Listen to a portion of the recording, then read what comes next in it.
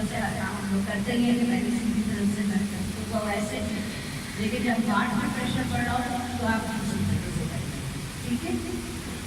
अच्छा, और दूसरी बात ये है कि जो भी हम सांस लेते हैं इन्हेल क्या कहते हैं कि ऑक्सीजन लगाता है तो आप इन्हेल करते हैं तो पहले ऊपर का एरिया जो आपने अपना फील करना है, पहले विजुअलाइज करना है, सोचना है। जब भी आप लाकर जाएंगे कि आपका पहले जब इन्हेल करा तो सांस आपका लोअर लंग्स में आए, हवा आपकी लोअर लंग्स में आए, और जब एक्सहेल करें चेस्ट से निकले और फिर वो जैसे आप वाटर एक्सेल के बाद सस्पेंड बढ़ेगा।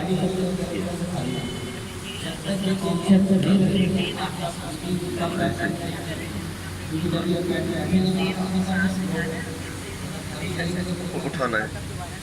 सही सही। अभी आधा चक्र आधा चक्र, उसके बाद फिर निकल के अभी और